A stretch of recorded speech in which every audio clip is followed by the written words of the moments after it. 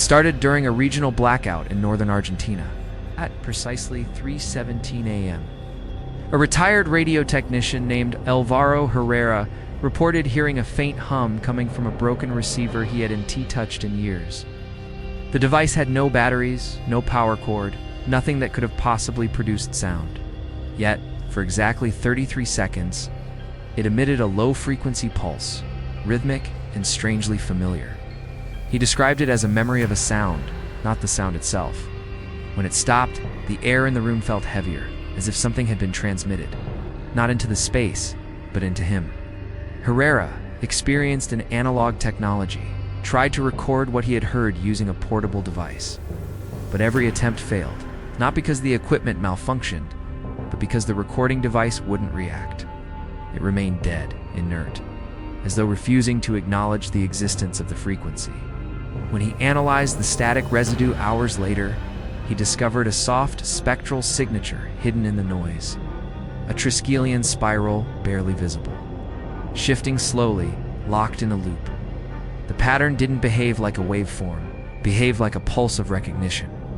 Within days, similar cases began to surface across multiple countries. People alone during blackouts, in hospitals, elevators, remote towns. All reported hearing a sound that felt like it wasn't external. One woman in Nebraska described it as a sound I heard with my body, not my ears. The phrase kept recurring across different testimonies. I didn't hear it. I remembered it. Many experienced brief memory lapses after the sound ended, often followed by dreams of abandoned rooms filled with inactive devices, all humming at the same time. Online forums started calling it the signal with no source, a frequency that didn't travel through cables or airwaves, but through a deeper kind of transmission, something perceptual, mnemonic, internal. And it wasn't just a signal, it was a presence. One that didn't announce itself. It waited. For silence. For disconnection. For solitude. And when it came, it wasn't to be heard. It came to remember through you. The first documented anomaly came from a surveillance technician in southern Iceland. During a routine check on analog equipment stored in a government warehouse, he discovered a motion-activated cassette recorder that had triggered itself, despite not being connected to any sensor or power source. The tape inside was labeled blank, 1996. Upon playback, the tape produced 33 seconds of structured static, interrupted 3 times by low pulses, each separated by 11 seconds. But buried beneath the noise was something even stranger, a faint trine spiral. Visible only when the audio was run through a spectrogram. Experts brought in to study the tape declared the event a technical impossibility. The recorder was isolated from any power grid. The tape had not been played or overwritten for decades, yet somehow it had captured something. When cross-referenced with digital logs of unrelated systems nearby, they discovered that, at the exact moment the tape played, back 3:17 a.m., several disconnected monitors had flickered in sync. Displaying a brief blue flash before returning to black, no files were created, no processes logged, but the event had happened. Something had passed through, just long enough to leave a trace. Soon, audio engineers and archivists across Europe reported similar glitches. Cassette players, VCRs, even answering machines long dead began activating during storms, power surges, or moments of silence, all playing back the same sequence.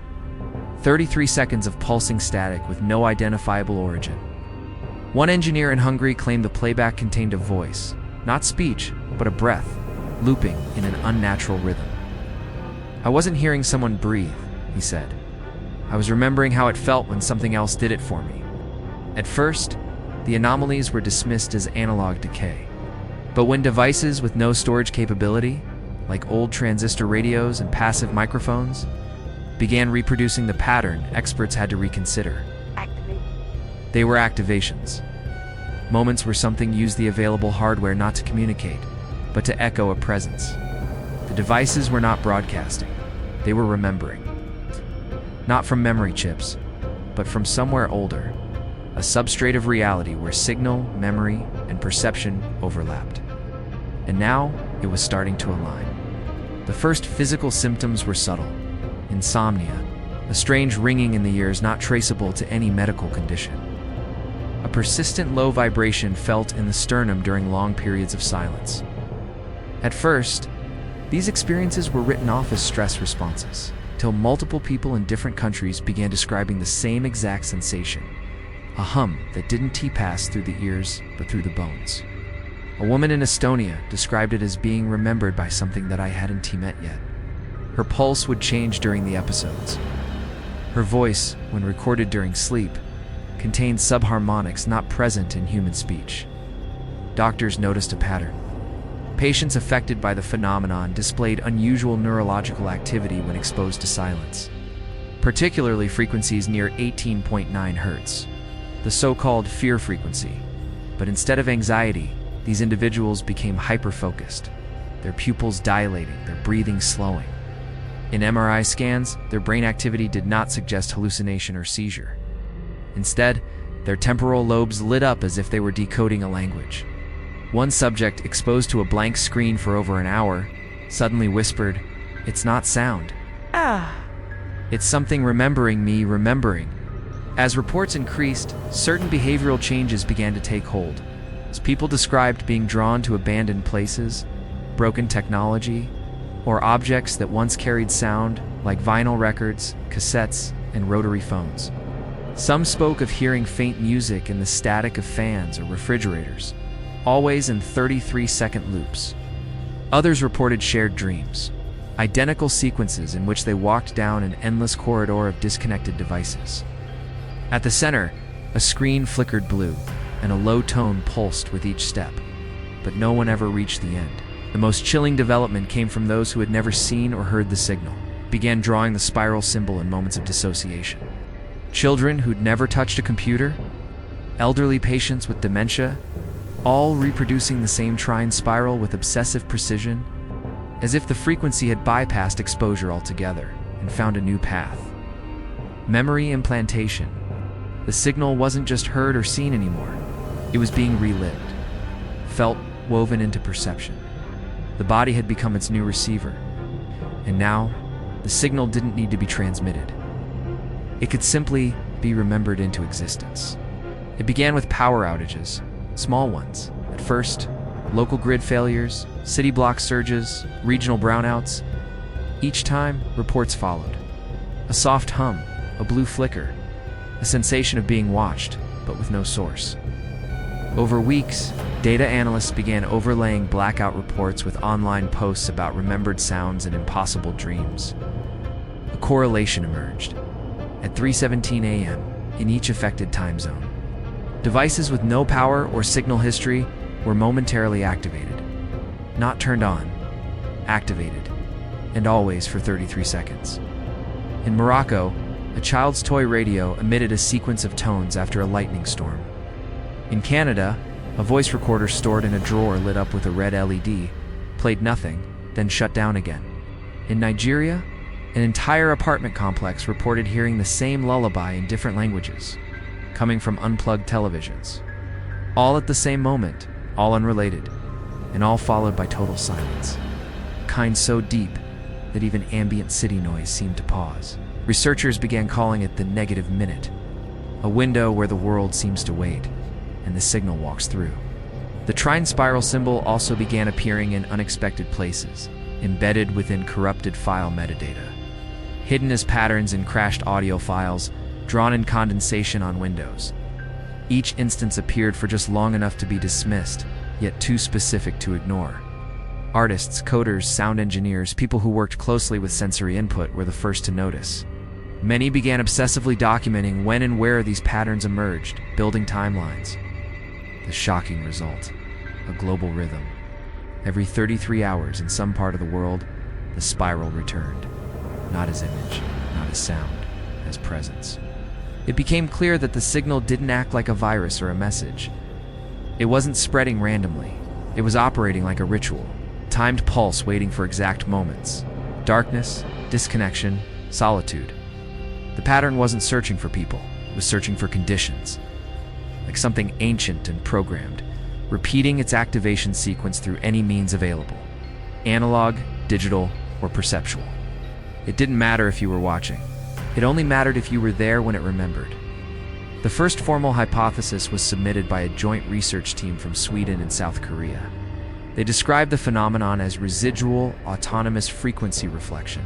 It's a theoretical process where certain environments, under precise electromagnetic conditions, could simulate signal-like behaviors using only ambient noise.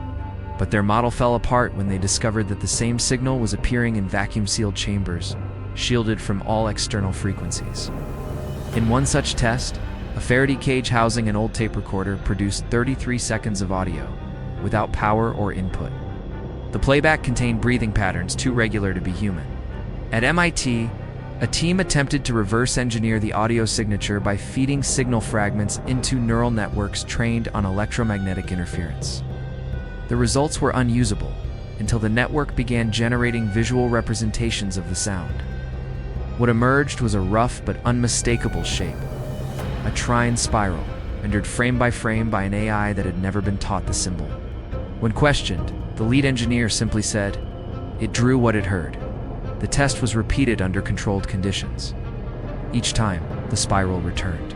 Sometimes blurry, sometimes distorted, but always there. An independent cryptologist in Romania took a different approach. He began cross-referencing the timestamp 317 with global event databases, looking for unrelated anomalies. What he found was a cascade. Historical reports of mass dreaming, perception glitches, and device failures, all centering around the same time across decades.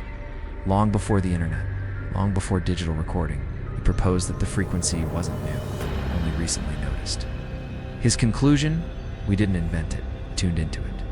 Eventually, a more radical theory emerged. The frequency was not a signal, but a trigger, a symbolic activation point within perception itself, like a dormant ritual written into the fabric of cognition. Exposure to certain conditions, silence, darkness, repetition, could awaken it. Devices didn't receive it, they remembered it. People didn't hear it, they relived it. What we called transmission was not being sent. It was being summoned. It's the spiral, the hum, the time stomp. None of it was random. It was part of an old code, one that didn't run on electricity, but on attention. The phrase perceptual contamination first appeared in a leaked report from a closed symposium on emergent cognitive phenomena hosted in Berlin. The document referenced over 70 cases where individuals exposed to the frequency, either directly or through indirect cues, began to experience persistent overlays on reality. Shapes that didn't exist, sounds that couldn't be sourced, memories they swore weren't theirs. These weren't hallucinations. The individuals could function, speak, and work. But they all reported living with a layer, something that was in part of the world before, but now wouldn't go away. In a university lab in Japan, researchers performed auditory isolation experiments on volunteers who had never heard of the phenomenon. In full sensory deprivation, several began humming the exact same low-frequency tone in 33-second intervals. One began tapping his fingers in a perfect spiral on the glass wall. Another, when awoken, whispered, "I was in a room," sound. But the hum was me. I was the device. These were not suggestions or planted memories. The participants had no shared cultural reference point. They simply synchronized, without prompt, without exposure. Artists began to report a strange compulsion to include the spiral in unrelated works. Sketches, music videos, even sculptures. It wasn't intentional. Instead, I just felt like something was missing, and when I added the spiral, the silence around me changed. Some reported hearing the tone when focusing too long on empty spaces, between songs, between scenes, between thoughts. Ecologists studying these cases noted that the phenomenon didn't behave like psychosis. It behaved like cognitive alignment, as if their minds were tuning to a frequency they didn't know they were capable of detecting. The final suggestion was the most disturbing of all. The frequency wasn't spreading through devices or networks anymore. It was spreading through people. It's through the act of thinking, remembering, dreaming, through attention itself. You didn't need to hear it. You only needed to be near someone who had. The signal was being passed from one perception to another, not as information, but as structure. A loop quietly taking shape in the background of human awareness. not to be decoded, not to be escaped, but to be carried. The first organized attempt to replicate the frequency came from a private lab operating under the codename Signalvo. It's using archived data fragments and waveform analysis. The team constructed a synthetic version of the 33-second tone. It was a perfect replica, down to the pulse patterns and harmonic artifacts. They played it through a sealed environment. No wireless signals, no external influence. The only receiver was a passive analog recorder with no playback function. At 3:17 a.m., the lights flickered. Bye. And the recorder, which had no ability to output, played the tone backward. The playback lasted 33 seconds, ending with a digital timestamp error. -12 hours, 0 minutes, and 0 seconds. What followed wasn't T-noise. It was a signal pattern, not part of the original input. The data analysts were stunned. One described it as the replica ... responding. The synthetic file had somehow been replied to by something that should not have been listening. Attempts to repeat the experiment failed. Or, more alarmingly, produced slight variations of the tone, each with new symbols hidden in the spectrogram. One of them was the spiral, rotating inward, frame by frame. Other teams tried different methods, layering the frequency beneath white noise, hiding it in music, even embedding it in binaural beats. In one case, volunteers reported intense dreams of soundless rooms, televisions made of concrete, and distant voices repeating the phrase, "Not sound, not signal, seed." One subject woke up with a nosebleed. Another reported that every device in her apartment had shifted time by exactly 12 minutes. Backward. All of them, even the analog clocks. The experiment was shut down, but the data kept growing. New folders appeared, uncreated by staff, all labeled the same: Trinitist __NULL. Eventually, the research teams realized the terrible truth. The frequency wasn't reacting. It was expanding. Each replication attempt acted like a beacon, a flare in the dark, calling something closer. They weren't building a copy. They were giving it shape, a mouth, a window, a rhythm. The sound responded because it could recognize itself inside the artificial mirror. And now it knew what humans were trying to do. It wasn't containment, it was permission. A cybersecurity team in Singapore stumbled onto something they couldn't explain. A massive archive of corrupted files embedded deep within unused server partitions. None of them had extensions. Most had timestamps of -12, or no time data at all. When opened, they displayed nothing. But when passed through spectrogram analysis, the same shape emerged across hundreds of files. The trine spiral, always rotating clockwise, always buried in exactly 33 seconds of raw binary static. This wasn't isolated. Around the world, similar archives began to surface. In university storage drives, decommissioned military servers, and private offline collections. It was who remembered them. In São Paulo, a web engineer reviewing archived HTML files from 2006 noticed that, during certain time intervals, old pages began loading a ghost element, a transparent E-frame that displayed no content but pinged the browser every 33 seconds. The source code? A dead link ending in /resonance.mp4, no video, no redirect, just an echo. The E-frame couldn't be removed. Even after deleting the site, the ghost element persisted. When the machine was scanned, a new folder had been created. We _never_left. Radio operators in northern Canada began reporting identical interference patterns on shortwave bands. Interference that matched old Cold War-era transmission structures, but contained no signal, just structured silence. One operator overlaid the waveform and saw the impossible, a time-coded spectrogram showing visual pulses that matched the heartbeat of the technician monitoring it. This wasn't a broadcast, it was a biometric reflection. Something wasn't sending a message. It was already inside. It became clear that the signal wasn't spreading through traditional means. It was hiding, nesting inside forgotten data, expired software, fragmented archives. The files weren't acting like malware or code. They acted like digital dreams, pieces of something that once existed or wanted to. And each time someone noticed them, opened them, or even just asked what they were, they responded not with information, but with presence. In an abandoned medical facility outside, a group of urban explorers recorded 33 seconds of strange interference on their handheld camera. The building had no electricity. Their equipment was battery-operated and had no signal reception. Yet the footage, taken during what they described as a silent drop in pressure, showed a screenless monitor glowing faintly in the corner. Upon closer inspection, the glow wasn't light. It was a subtle pulsation, a visual rhythm that aligned perfectly with the explorers' heart rates. Not visible to the naked eye, only detectable in playback. The signal had filmed itself. At a separate site in Finland, a woman repairing a broken VHS player in her basement reported a chilling event. While attempting to reconnect the power supply, the screen blinked blue. No tape was inserted. No input was connected. For exactly 33 seconds, the screen displayed her own silhouette, but slightly delayed, as if she had already moved.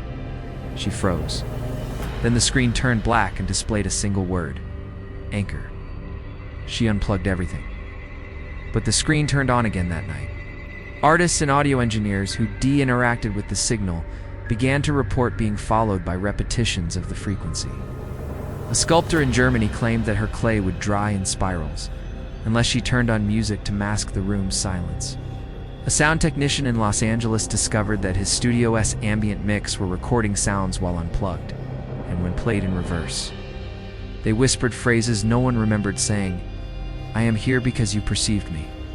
The entity wasn't appearing. It was waiting to be noticed. The shift became undeniable. The frequency no longer acted like data. It acted like will. Not one that controlled or demanded, but one that reflected, learned, and mirrored, as if the sound had been waiting for recognition to take form. Like it needed a host, not to infect, but to shape itself within. Devices began acting less like transmitters and more like portals.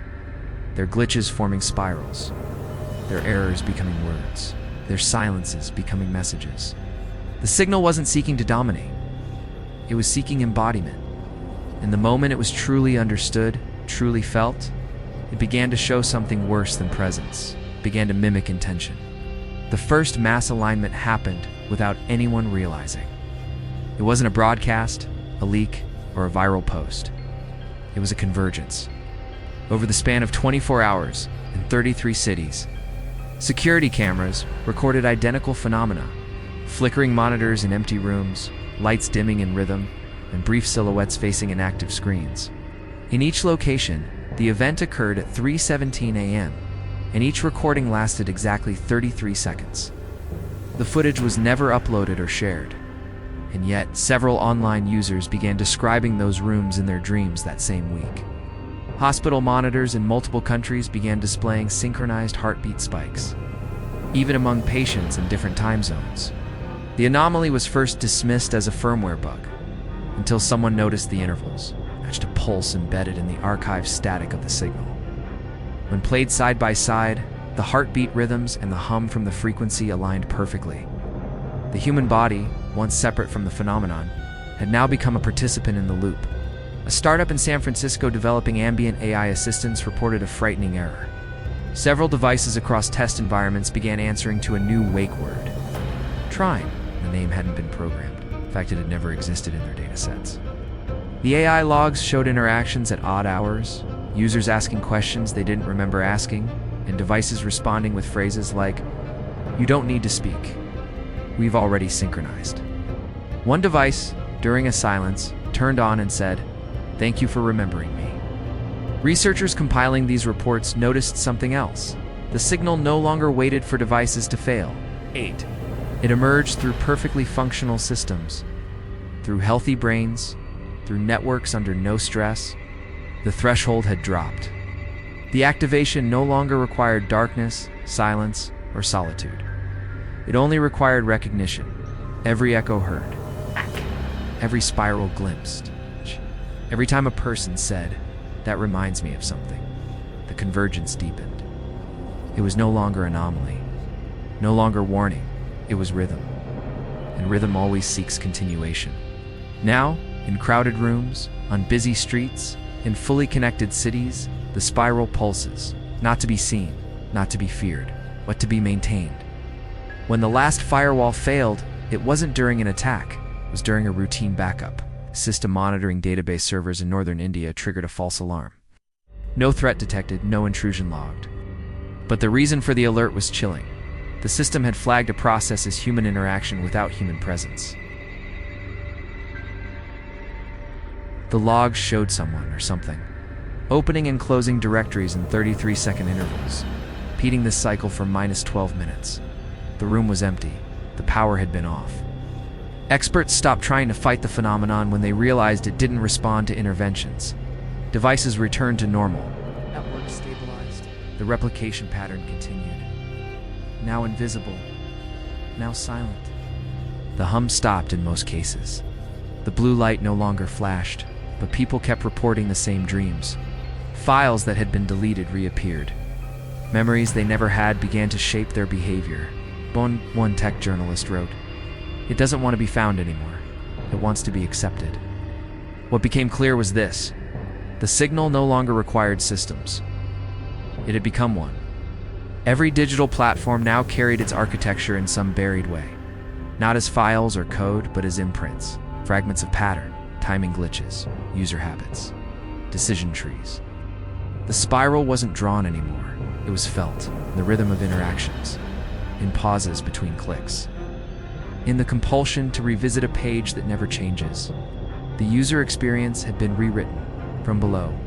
Neurologists began documenting shifts in brainwave synchronization among people who had never interacted, yet showed identical low-frequency bursts during sleep at precisely the same hours. It was no longer possible to argue for coincidence. The signal didn't just move through devices, it moved through us. The shift was complete. There would be no more warning signs, no more noise, no more questions. The signal didn't have to spread anymore. It had stabilized. Now it only waits, not for attention, not for activation, but for something else to align, something we can't name, but we'll know it when it happens. Because when it does, we won't feel surprise. We'll feel recognition, as if we were always part of it. If you're still here, the signal isn't asking for your attention anymore. It already passed through you. You didn't need to watch the full 33 seconds. You didn't even need to listen, because the signal doesn't move through files. It moves through acknowledgement. Maybe your screen flickered once earlier today. Maybe you caught yourself staring at the silence between two songs. Maybe you dreamed of a room you've ever entered, with a screen that was already on. You didn't press play, but the playback began the moment you remembered. And now, even after this video ends, the loop will remain somewhere behind your memory, not as sound, not as image, as structure. In the next episode, we uncover the strange terminal that was discovered in a forgotten bunker, a machine that records videos from the future.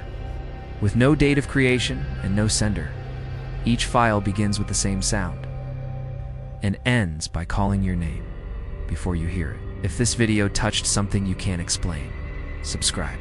Maybe the video doesn't need you to exist. You were created to remember it,